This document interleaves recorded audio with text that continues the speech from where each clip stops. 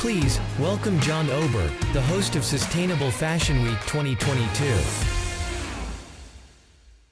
Welcome to the Sustainable Fashion Show of 2022. My name is John Ober, and I will be your host tonight. Together, we will share 1 hour of stunning catwalks and fabulous attire. We will listen to inspirational panel discussions and passionate motivational speakers. Tonight is all about one very important thing, namely sustainable fashion. It is no secret that the fashion industry is accountable for a significant carbon footprint. The fashion industry alone is responsible for approximately 10% of the world's carbon emissions, and that is more than all international flights and maritime shipping combined. And at this pace, the emissions from the fashion industry will increase with 50% by 2030.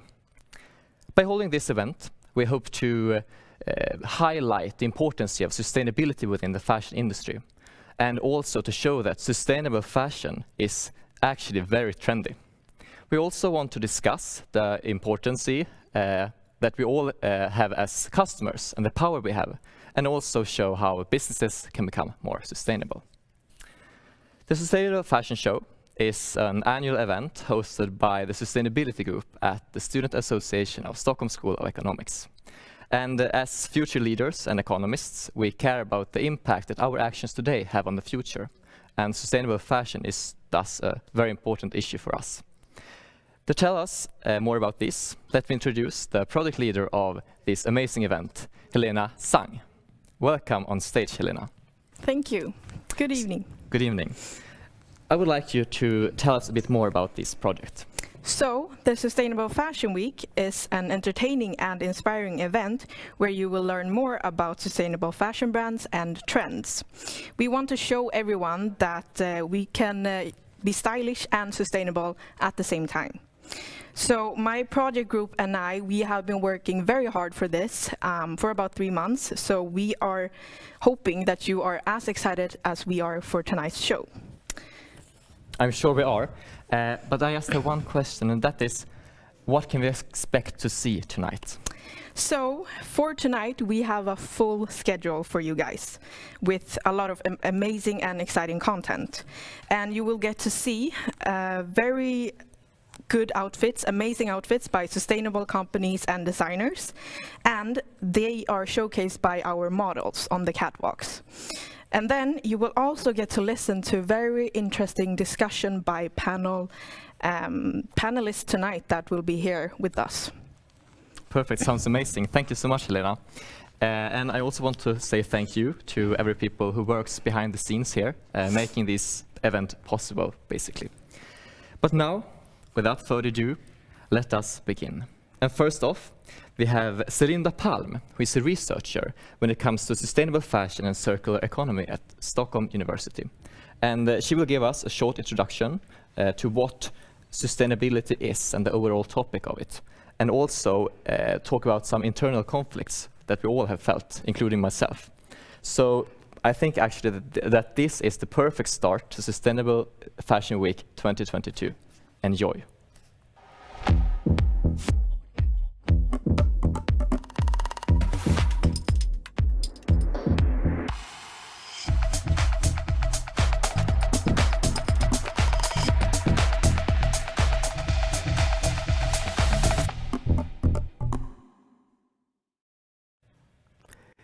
Would you have thought about what to wear if you were asked to be on camera live at an event for sustainable fashion?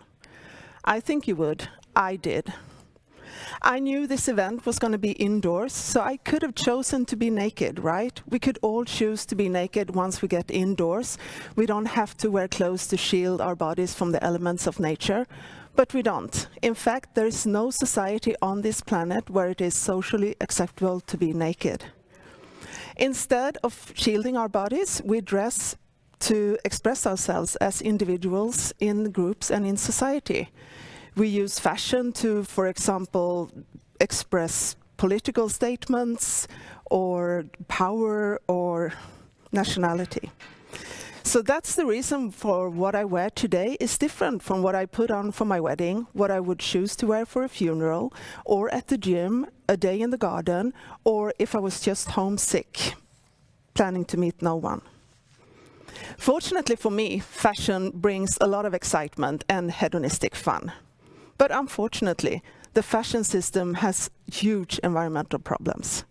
It contributes to climate change and biodiversity loss.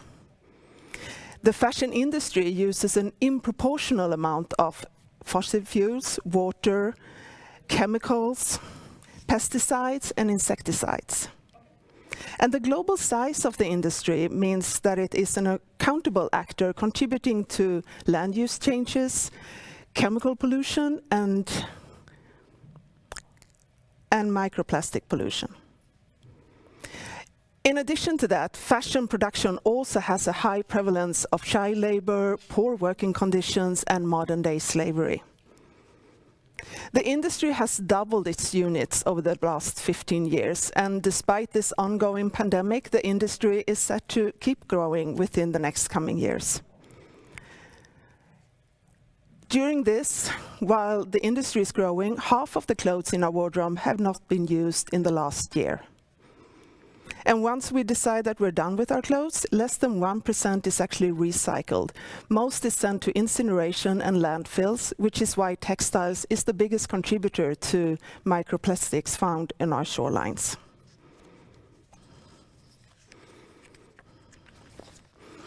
So in short, we increasingly buy more and more clothes.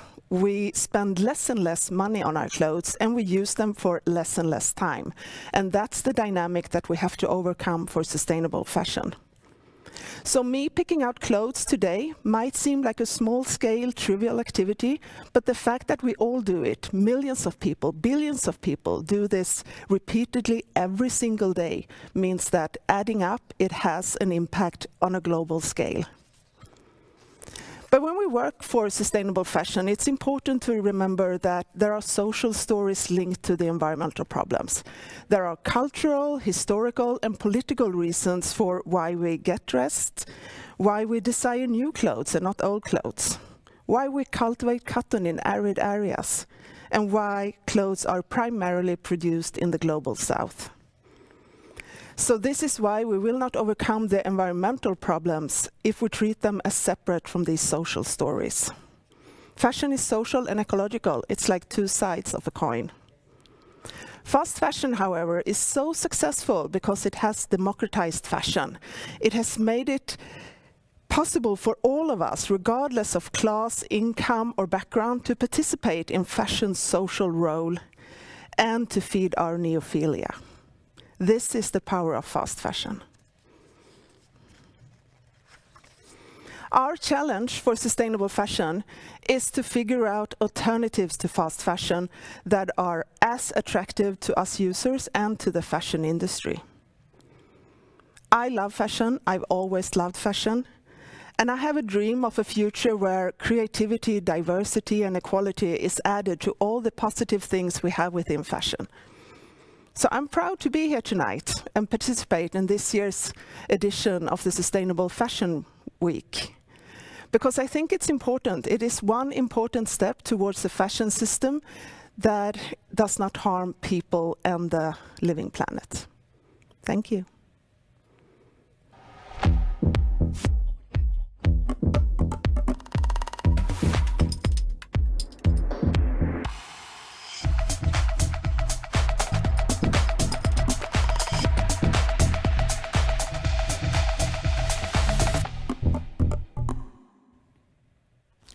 Thank you so much, Celinda, for your very interesting speech. Now, when we're all warmed up, I think it's time for our first catwalk. And we will show two companies here, and it is Humana Secondhand and Generica. The tops are from Humana Secondhand, and their mission is to promote the reuse of already produced clothes and textiles. Their business is entirely based on the collection and sale of used clothes, textiles, and shoes, and all surplus goes to aid projects in low-income countries. The bottoms that the models will wear are jeans provided by Generica. And Generica is a company that makes contemporary premium denim with commodities that are constructed to last. The clothes are produced in sustainable high-quality fabrics and finished using the best techniques available. So if you're looking for fashionable and trendy jeans, look no further because Generica is here.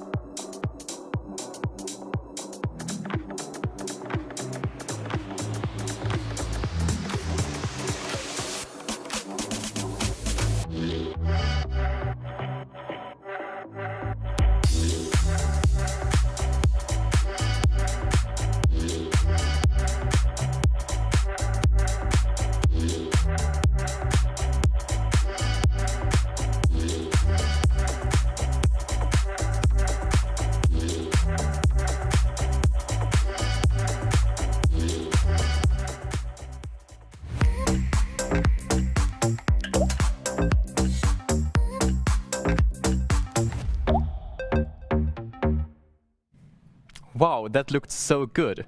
But now it's time for our first panel discussion. And the questions we will be discussing are, what are the impacts of the fashion industry? What are the responsibilities of corporations? And what is the responsibility of the individual? How can big corporations do more? Nice to see you all here. I'm pleased to start this discussion with introducing all of you. So here we have Celinda Palm, who spoke earlier. We also have Malin Wennberg.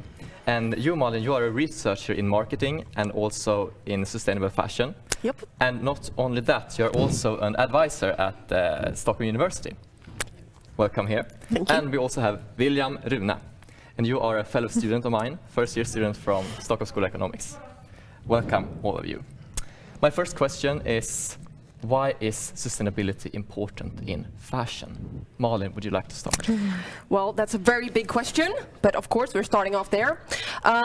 Well, the truth is we're killing the planet. I guess we're all aware of that. And fashion is one of those symbols in our society that we all need, but we also want it. You know, we want to express our personality, so we can't really get rid of fashion.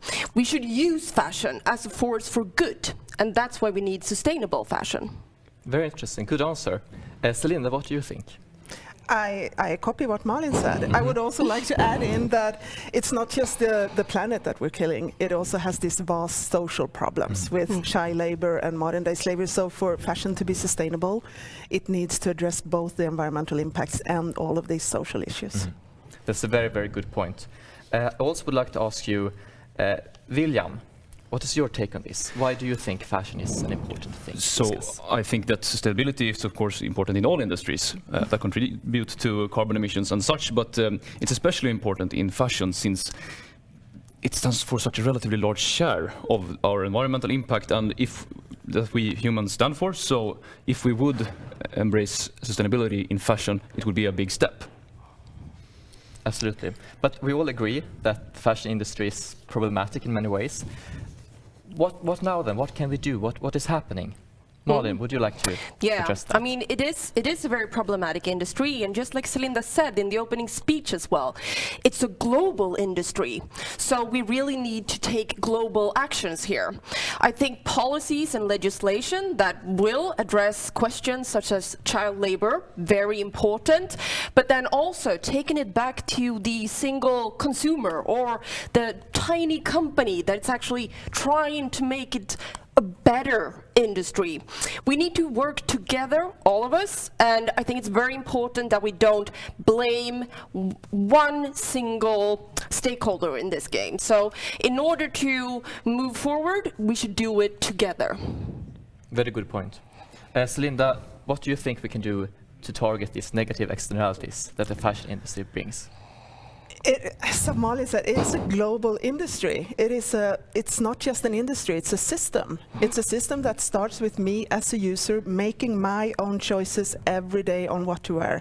And somehow that trickles up and has an impact on global biophysical processes such as climate change. So there's not just the industry impacting what I decide to wear. There are so many other things. It's cultural, it is political, I would say it's wrong to just blame the industry, but because the industry is part of this system. It's part of our culture. If we would address companies then, sometimes you hear companies saying that they care about sustainable fashion, they care about the planet and the workers' work conditions.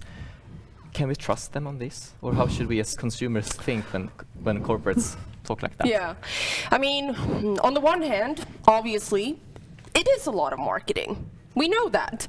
And they need to address it somehow. Of course, there is a lot of greenwashing out there, and we should look out for that. On the other hand, we know that we are all working on this issue. There is a person behind a company as well. So, as a single individual, as a consumer, you can ask questions. You can ask where something is made or by whom it's made, but also know that it's actually really hard to be a company in that global industry. How do you make sure that that worker in Bangladesh is actually reached by your new wage in factories? Or, well, there's so many great initiatives, but it's really hard to follow through. It's really hard to know if you're reaching the actual problem. Exactly. That's a very good point as well. But how shall we think as consumers then when we hear a company say that they care about this and that? What do you think?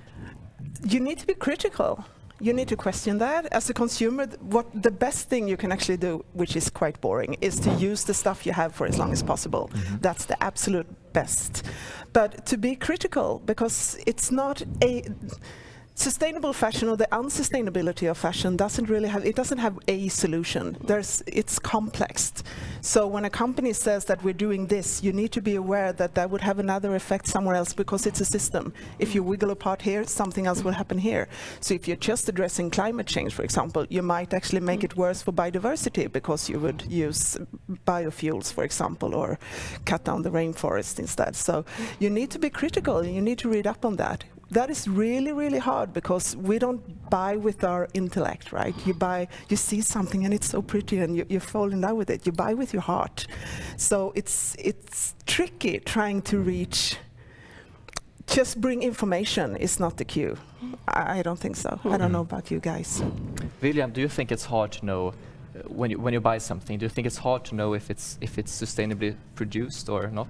Yeah, I think there is a lack of clarity and transparency for the companies. They don't have an established system to prove to us customers that it is sustainable or somewhat sustainable, where on the scale they are. And it's very hard for us to know. So improving on that, in that aspect would actually be very good for us as customers, because then we would be more sure of what we are actually buying. So that could be one thing.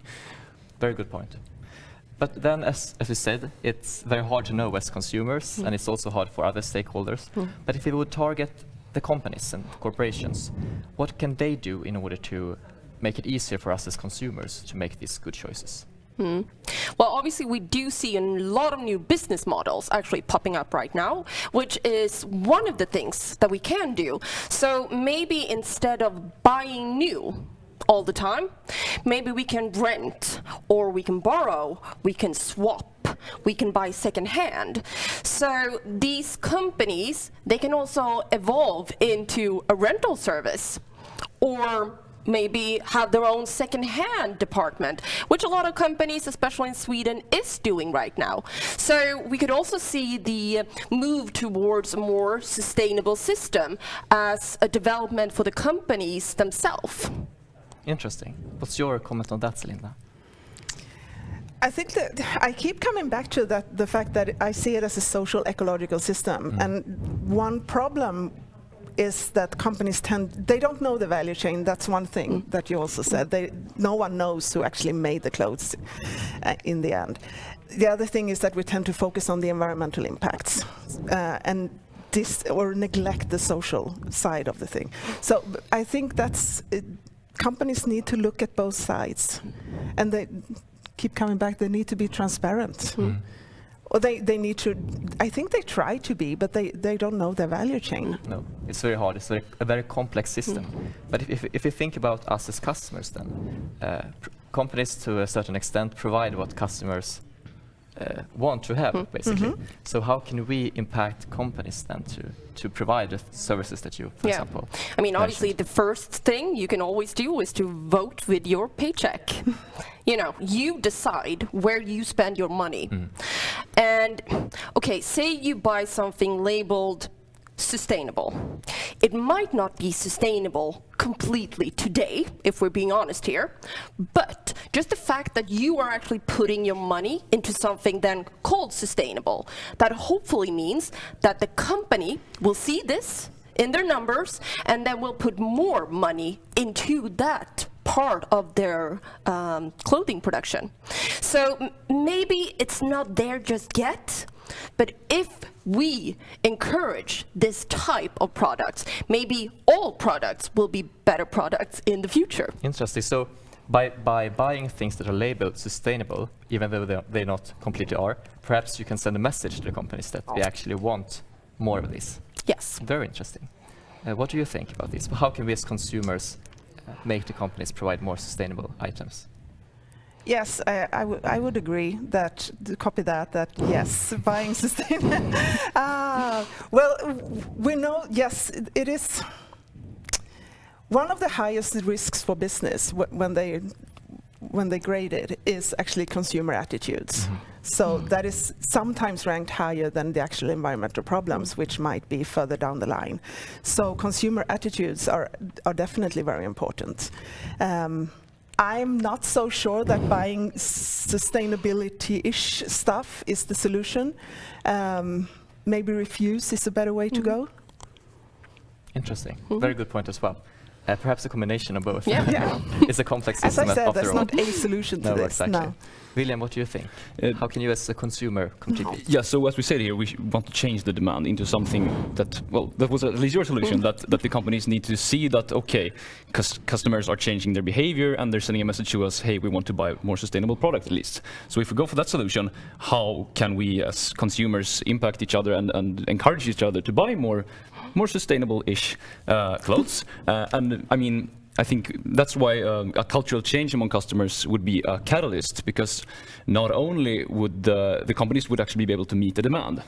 If you are a new groundbreaking company now trying to be more sustainable, then I mean you will face a lot of obstacles because the demand isn't there. So we have to change it first. So we as consumers, we can encourage each other. I think that's Interesting. a very Very good point. Now, the last thing in this panel, I would like you to give us one advice each for what we can do to increase the amount of sustainability within the fashion industry. You can think for a second or something. Increase the amount. Of sustainability in fashion. Okay. What would you do as an individual? Okay. First of all, does sustainability in fashion exist? We don't know that yet. But wear what you have. I need to say that, because that is actually the absolute most sustainable action. Use what's already in your closet. Yeah. Perfect. William? Yeah, I would go for that thing as well. Use what you have in your closet, which you will probably start doing that more if you start reflecting. So I would say start reflect and then that. Perfect. And Celinda? Yeah, I said that in my introduction as well, that use the stuff you have for as long as possible. It might not be the best for the GDP or for it is a global system. So, but yes, that's very good advice. Thank you so much for your interesting insights and your expertise. Now it's time for our second catwalk, so enjoy.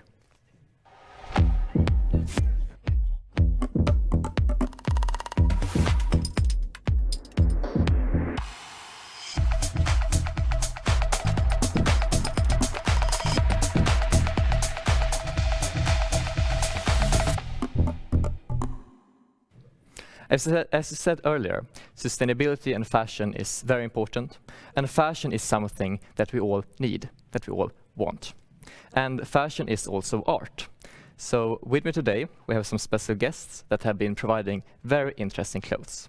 I will also tell you that circular economy is something that often mentioned when talking about sustainable fashion, and that is something that we will talk about in another panel discussion tonight.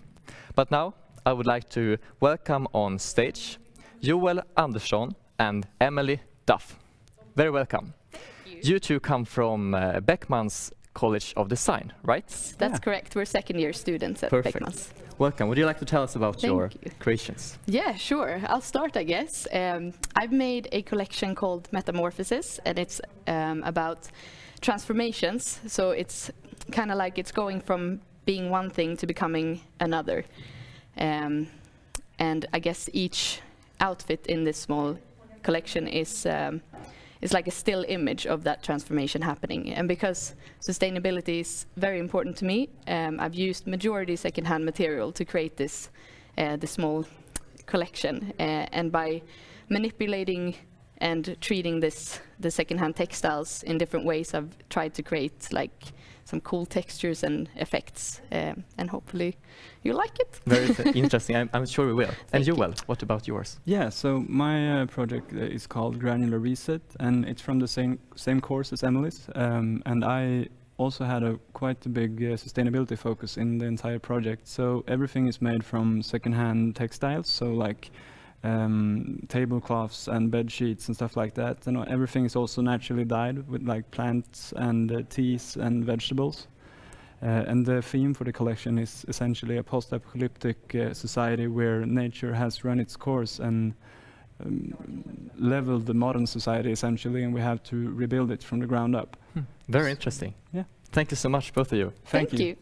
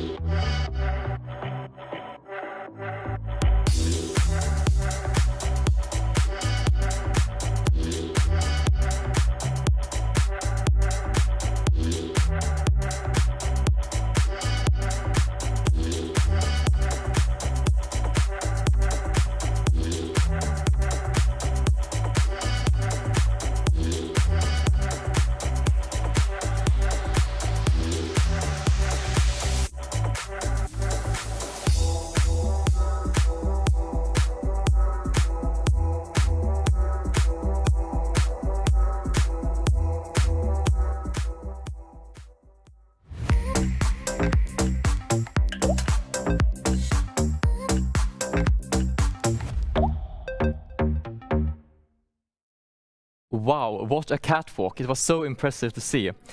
Now it's time for our second panel discussion. And the topics we will discuss now, they are slow fashion and how the fashion industry can become more sustainable. So we have... No, sorry, that was wrong. We have two other collections from Beckman's School of Design. So welcome, Amanda and Astrid. Thank you. Welcome. Would you like to tell us about your collections? Yes, so I have one look to show, and it's a ready-to-wear look. And the skirt is made from waste material, and it's made from vegan leather, and also a pleated checkered fabric, which you will see. And also I have a white oversized shirt, and the shirt is made from secondhand material. So I bought like 2 shirts from a secondhand store, and I deassembled them and made a new shirt. So, interesting. Yeah. And you? Yeah, I made a knit collection of 5 garments, and knitting is a long process, so it's only made to order. So it's kind of sustainable in that way, because there's no mass production. Yeah. Very good. Thank you so much. Thank you. Now, Thank you. enjoy.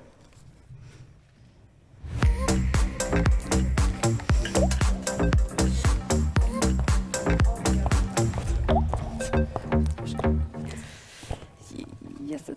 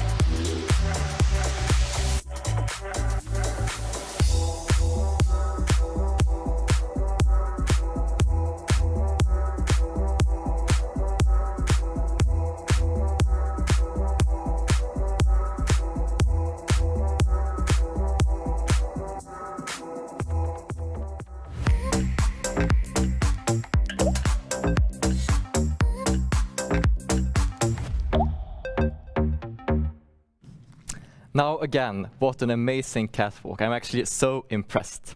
Now it's time for our second panel discussion. And the topics for this panel is slow fashion and how the fashion industry can become more sustainable. So with me now here, I'll have the same people as before, Celinda, William and Elin. Welcome back, all of Malin. you. Malin, sorry. Almost. Sorry. Yes, almost. Could someone of you tell me what the difference is between slow and fast fashion? Yeah. So generally, you can say that it's about producing in a slow pace, but also wearing in a slow pace. So slow fashion might take longer to produce, and you might actually wear it over a longer time. I must say though that just because it's slow doesn't always mean it's sustainable, because there's been some progress in super ultra fast fashion, where we make clothing out of paper that you wear one day. Interesting. I know, just wanted to put it in there. Yeah, very good. Have you tried it? I have, yes. You did? Okay, what did you think? Well, it's quite uncomfortable, but it's a great idea. Very interesting. Perhaps something that can be developed further. Exactly. Very good. Okay. Have you tried paper clothing? I have not. Okay. I have not. Something would you like to try?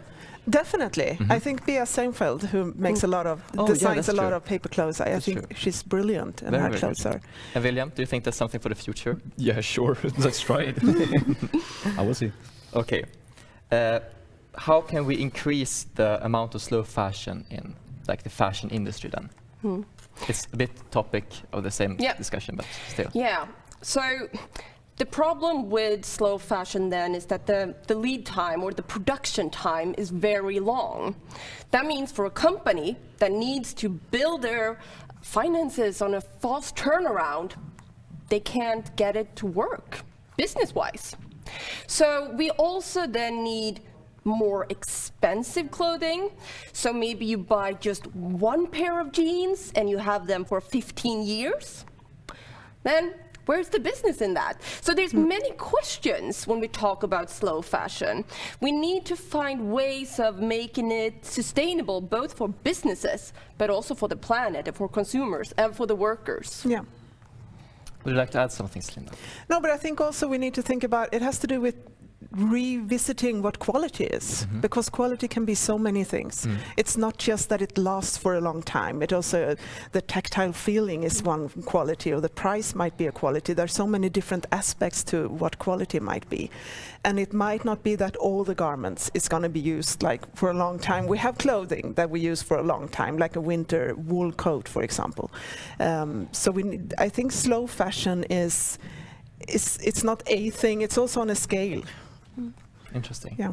Have you heard about slow fashion before? Yes, I've heard about it. Okay, what do you think about it? I think it's a very necessary development of the culture when it comes to consuming garments, as we do. We really have to start seeing the quality in, for example, a pair of jeans that last 15 years, if they are really, I mean, they would fit you and you would enjoy them for having them on your body for many years. So yeah, I think it's very important to slow fashion. Very good. And we heard that it's cost-wise, it's hard to create a business that is slow fashion. Are there any other barriers that prevent companies from creating slow fashion? That would be our desires of novelties, right? Yes, of course. Yes, would you like to elaborate?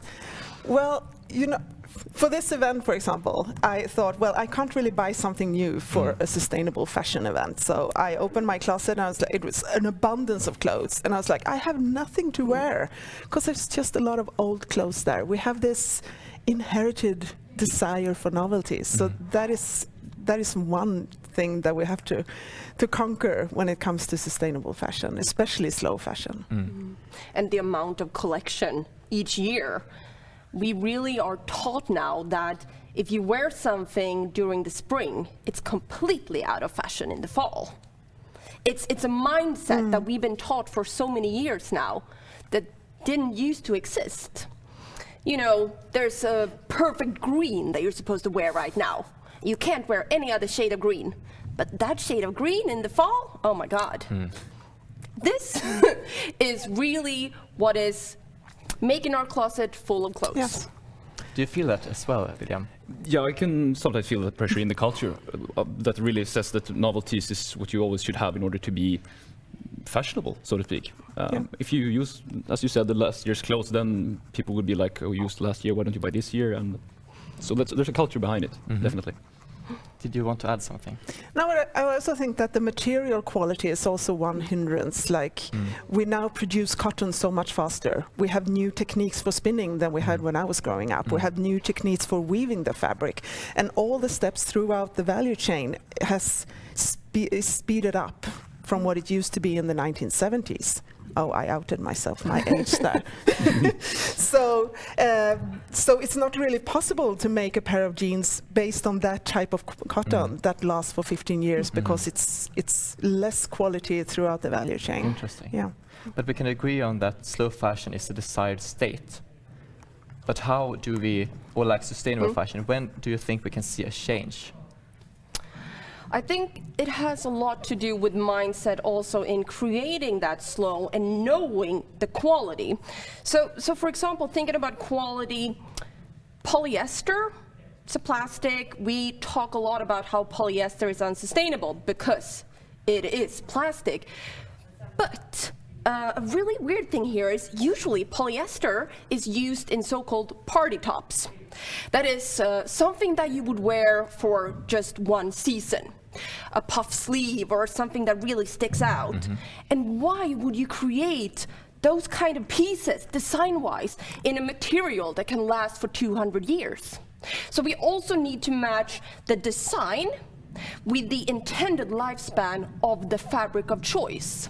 And these kind of insights need to be put into the industry so that everything that is produced both have a lifespan in terms of how fashionable it is and the actual material that is the garment itself. Very interesting. What do you think, William? Yeah, as you said here, that nowadays a lot of clothes have, you said that the quality of the garment and the cloth is not really made for being worn for so long. And that will also create an uncertainty for me as a customer. When I go to the store, I can feel like, okay, I have a willingness to pay for these pair of jeans, for example, if they're going to last for 15 years, but how should I know that they will last for 15 years. And I guess there are a lot of ways to overcome this information asymmetry, maybe guarantees or other promises from the company, but that also relies on the fact that the company will sustain as a company as well. Because if the company goes bankrupt, well, then it didn't have any effect, this guarantee or what it could be. So that's a question that will be interesting to see, how the companies solve this question of promising the customer that, yes, they will last for this long time. Very interesting. Thank you so much for sharing again. Thank you. Now it's time for our fourth catwalk.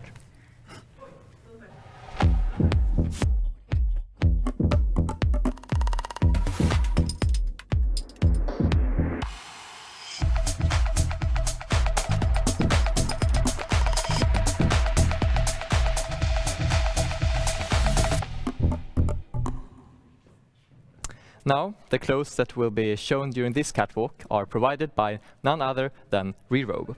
And Rerobe is a startup based in Stockholm, founded in 2009.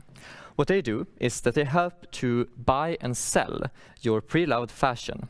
And they believe that everyone should sustainably enjoy fashion, and that is what their entire organization is built on. Enjoy.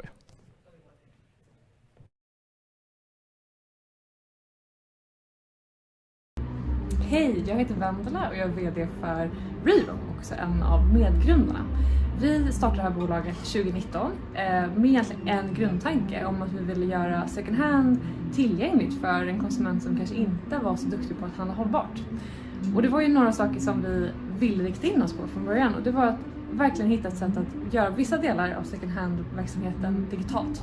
Så appen är en jätteviktig del av vår verksamhet. Det är här vi får in våra produkter. Vi får in säljförfrågningar från säljare som laddar upp bilder på det de vill sälja. Och så säger vi ja och nej och tar in dem här till vår studio.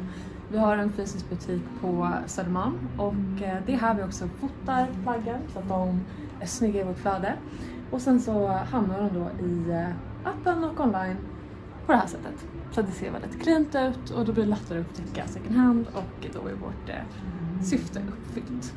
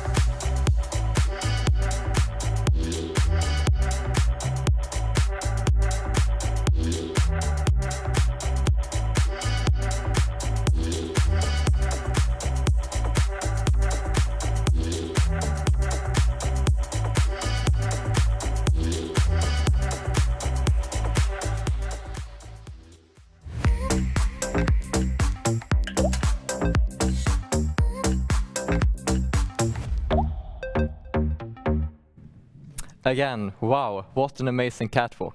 I'm again impressed by the models and also the amazing clothes that we have been seeing. Now it's time for our last panel discussion, and we will talk about the circular economy and also solutions provided by secondhand market. And with me here, I have Celinda again. Yes. And also William, and a new guest, which is Kira Santrika.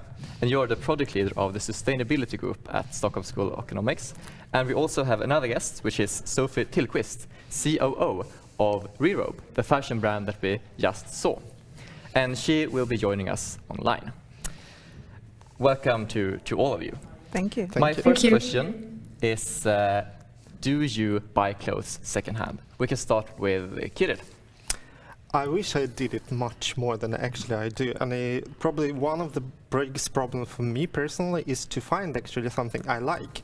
And I think it's a big gender issue here, because I see overrepresentation of second stores or some kind of applications that are targeted towards women, but as a man, it's quite hard for me to find something I really like. And I think this is a customer orientation issue, and I think companies need to address it. Thus, maybe it's a protection for reaction for me, but I don't unfortunately have enough of secondhand clothes in my garderobe.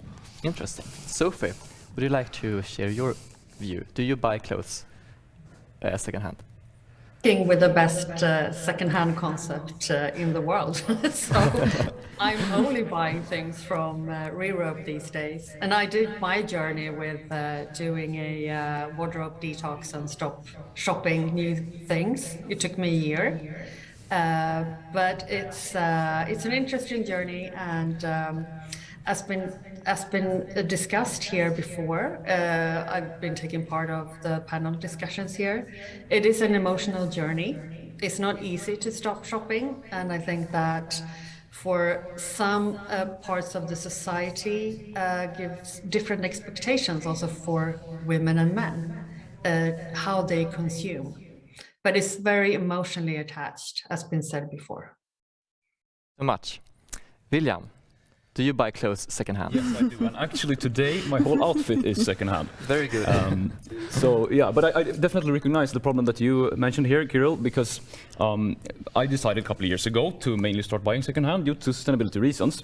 But I've also seen it's have been sort of a change of scope in the whole industry and culture. So in the beginning, I mean, a lot of people were like, they saw it as I went to, it was a bit flea market charity view on the concept of secondhand. But just during the latest years, I mean, we have so many new groundbreaking companies talking about how they're gonna lift it up from charity and flea market vibe to like real fashion, and that is so good to see. But the primary target audience is of course women, which is a problem for the male target audience. But I am very eager to see how that's going to be solved, because I think it's going to be just in a matter of time. Interesting. And Celinda, what about you? Do I buy secondhand? Yes. Yes, I do. I also reuse and remake. Well, I'm a couture tailor by training, so that's where I come from, but before going into research. And I'm old enough to reuse. So it's not all... This belt was actually worn by my grandfather in the Finnish Winter War in 1939. Interesting. So it's been around for a long time, yes. It's nice to hear. And this is a remade piece. So, but yes, it is challenging buying secondhand. It's time consuming, and yeah, it has a lot of challenges. Yes, but it can also be very fun, right? It is. It adds a lot of creativity. It does. And Sophie, I have a question for you now. Yes. What are the biggest struggles that secondhand stores face today? It is, as these guys here just mentioned, we struggle with getting a lot of sell requests from guys. So I've been spending a lot of thought about this and just meeting customers and sellers, what they say. And a lot of men, they use their items actually for much longer than women. And that makes it hard for us to accept certain items because they're so used. Our service and what we sell, that's premium secondhand. We want to create a space where we can offer items for people that are not used to buy secondhand and also have a new feeling about it. So in a way, I'm just taking everyone now in the same scope that a lot of men are more sustainable in their shopping and consumer behavior than women. Whereas women have a little bit of different expectations in the society to look young, you have to be relevant, and you are having the eye of perhaps other women to look relevant and trendy, perhaps. So we need to dive deeper into these behaviors. So you guys, you're more than welcome to submit items at Rero because we really need menswear. I can say that. Very good. But I can actually agree on that, and I think the solution here is in building and changing new attitudes towards like wearing a secondhand or swapped clothing, because sometimes I think, and it differs a lot, different cultures. Sometimes it's about mere prestige, like where we're talking about expression. And if you look into that, like I see the shift starting. It's not really rapid shift, but sometimes some of my like classmates, they're kind of proud of telling that I actually have all of the clothes from secondhand store, or I got it from my father, brother, or someone else. And I think our generation probably, hopefully, going to be the starting generation to make a change in attitudes, and it's a really hard thing to do, especially on a world scale, because like it's probably really city culture, unfortunately, for the moment. But if we scale it up to the world, this is a huge problem to change attitudes and gender view on stuff, because sometimes we expect some genders to express them more than others.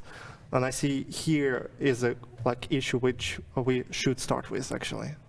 Yeah, and connecting with that, I mean, we should also talk about how do we spread the word about this. And in the beginning, I mean, I really felt I wanted to talk to everyone about this. Like, oh yeah, you have much more choices, so much more cheaper to buy secondhand. You can wear a lot of things and have a lot of more alternatives. But the thing was, I became more of a preacher when I only tried to spread the word by words. So what I did instead, which was way more efficient, was that I brought my friends from high school and I went with them to the secondhand stores, and then it became like a fun quest. So I kind of spread the habit, not the word, and then they started adopting that habit as well. So I think that's the best way to do it, actually. Interesting. Can I add some more issues, because I have a list. It's also sizing.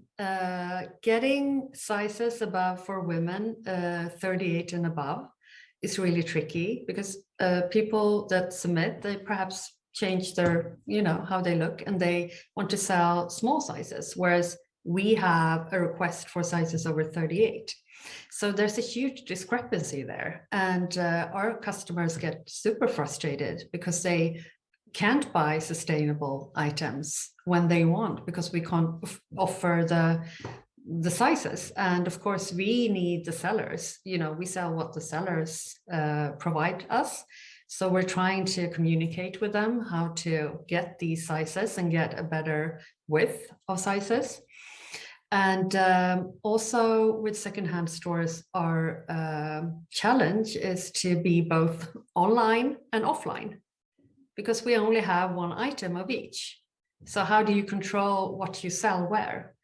And we have plans for that. I can't tell you what it is, but we have a great solution. So secrets.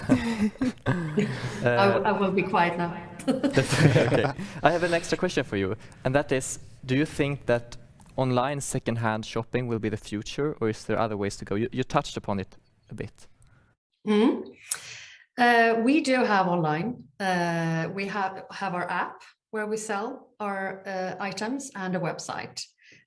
So of course we need to provide people that are outside of Stockholm, because we're based in Stockholm. So that's a kind of a like democratic thing that we would like to offer, like don't be so Stockholm centrified. But so online is necessary. But again, I would like to bounce back to this consumer behavior. And I can go back to myself. I was shopping at Zara and just putting loads of items in my basket, taking them home, trying and returning perhaps 70% of that. So what we need to educate the customer is that the online is okay, but please be strategic with what you buy so you don't need to return 9 out of 10 pants that you ordered. And of course, the sizing is tricky. You can't try it, so you need perhaps to return it, but it's like a part of a bigger issue there. So the online, I don't think it's the issue, it's the behavior again. That people buy so much and they expect to return a lot of what they buy. Very good points. I have one last thing I would like to discuss with you, and that is the clothes swapping movement, which is about trying it out, using it, and then passing it along. What do you think about that?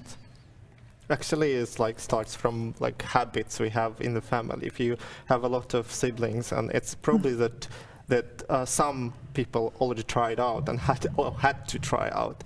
And I have an elder brother, and I always like get to something, and I never had issues with that, because especially with pop swapping is kind of local thing, because usually even if you have some applications, people try to stick to local communities there, because you feel comfortable with swapping with people you know. And I think definitely it's something scalable, and I think this is actually what I did with my friends, and I feel really comfortable about it. And I feel it's something that could be scaled up, like on a consumer basis to like from local communities to more national, for instance, level. Okay, thank you. Unfortunately, we have to stop there, because it is time for our very last catwalk. And we will see clothes from a company called Catwalk. So a bumper and then a presentation.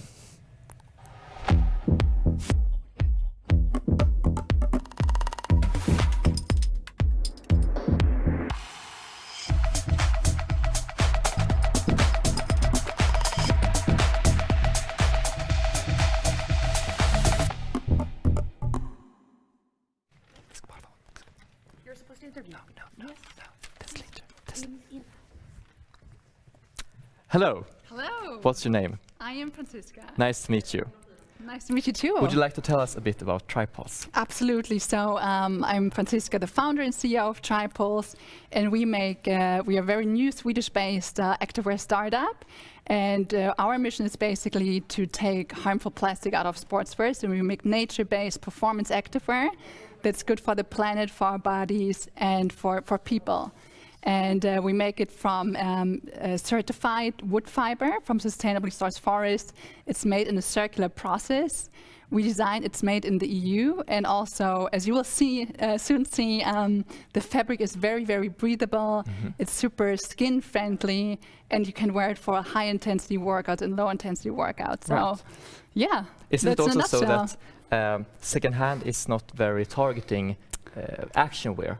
That's a really good question. So before I actually started with Triples and to create this new, much more sustainable activewear, I looked into and I asked a lot of people, would they feel comfortable buying secondhand? Well, the answer was that almost everybody told me they wouldn't feel comfortable because of the hygienic reasons, and particularly if you sweat a lot.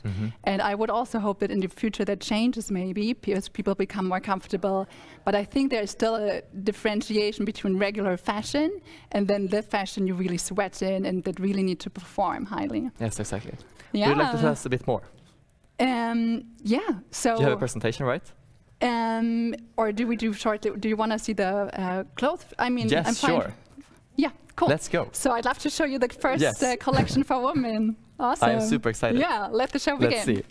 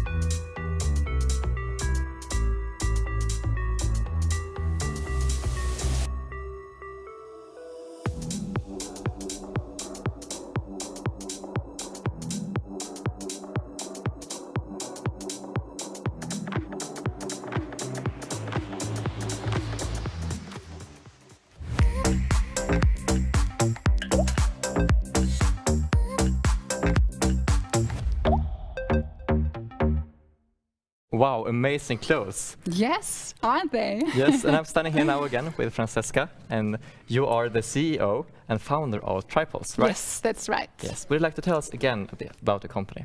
Yeah, sure. So basically, the reason why I exist, I think I want to make sure that we don't exist because I think we need more activewear. I think there's definitely a lot of it. But what I think is really necessary is that we also introduce more sustainability in activewear clothing. And the main issue that I see with activewear is, it's interesting if you look at the label, you see that most of the clothes are actually made from crude oil or fossil-based plastics such as polyester. And the main issues with that is that when we wash them, which we do very often actually with sports clothes, right, because they smell and stuff, they release microplastics all the time into our waters, and they add to the big plastic pollution we have.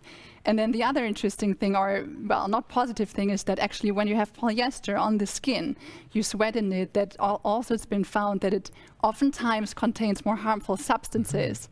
That I have customers that, you know, suffer a lot from allergies, rashes, and it can have even more severe effects. And so basically I created Triples because I'm a big sports fan myself, but I couldn't really find any solution or any other alternative besides perhaps recycled plastic or PET bottles, which still have these issues. And that's why I created Triples, to really create sportswear that's high-performing but nature-based from renewable resources, and that has a very low or positive impact even on our bodies and the planet. Very interesting. Why do you think that it really hasn't been a conversation about the sustainability within the action wear industry? That's a really good question also. I think perhaps there is not so much awareness about that. People might not even know that there is an issue. And I think what we also see now, that more and more brands, they, for example, do recycled PET bottles. They take the bottles out of the ocean. But what I said before, the issue is far from being solved. So we still release all these microplastics, and we still have the skin issues. And so I would just love to bring just more awareness around that, and I think it's really necessary. Where do you think that your interest for sustainability came from? Yeah, that's also actually, you know, for a long time I was interested. I actually wrote even my master thesis in the area of sustainability, and also connected to business. How can business be a driver for sustainability and make a positive change in the world? And actually, yeah, it just grew and grew much more. And I was a management consultant myself before I started, but I couldn't see really, I couldn't make the contribution I wanted and tackle one of the pressing issues we have, especially in terms of fashion and sports. And it was in a sabbatical I took in Asia, where I basically put my pieces together. I combined my passion for sports and sustainability, and wanted to really tackle this issue in my own personal frustration, that there is no sportswear out there that is not made from plastics only. Very interesting. Thank you so much, Francisca, for being here tonight. And we hope you really succeed in bringing sustainability into the action wear industry. And great what you guys are organizing here. So thank you so much. Thank you so much. Yeah. Bye.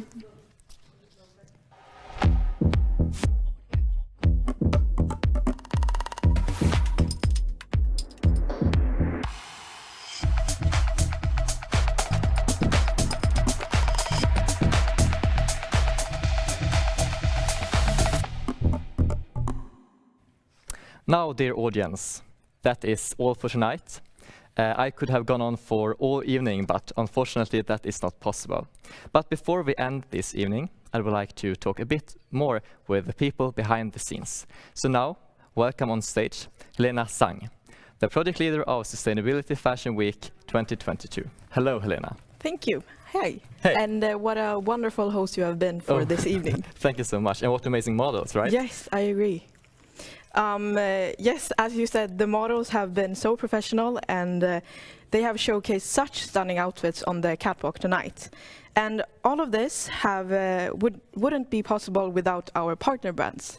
So I want to give a huge thank you to Humana Secondhand, Generica, the students from Beckman's College of Design, Rerobe, and Triples for providing us with the clothes and outfits of the evening. And also, like, what amazing panelists we've had, and such interesting discussions and conversations. So a big thank you to all of the panelists, and that will be Celinda Palm, Malin Wennberg, William Rune, Sofie Tillqvist, and Kirill Shantyka. And also a big thank you to Maushak Live, who has provided this studio and also have been really helpful in this project. Yes, and lastly, we are also grateful to our sponsors, Lumine and Nothing by Sweden, who have encouraged us in raising attention to the important issue of sustainable products. And now, I think it's time for some last words by Kirill Shantyka, the project leader of the sustainability group at Stockholm School of Economics. Yeah, thank you, John. What an amazing night, and I'm so proud of this project. Sustainable Fashion Week is a project within Sustainability Group at SASE, Student Association of Stockholm School of Economics, and we are really proud of our group. And actually, it's a so fantastic year for SSG. We started last year with a fashion show, and we start this year with a fantastic, fabulous fashion show again. And I'm really excited about upcoming year. So thank you, Helena, for an amazing job of organizing this week. And I really want to thank the entire group and students that participated in this project. Especially, of course, we once more here in this studio with Maushak. It's such an amazing partnership, which I'm grateful for too. But stay tuned with all the updates. SSG, Sustainability Group, has a lot to offer this year with amazing project. We will try to broaden out our work to new areas, especially within sustainable finance and promoting impact careers, which we already will present quite soon. So thank you very much to you as well, dear audience. And I think that would be all for tonight. Yes. Remember to shop sustainably and take care. Thank you. Thank you.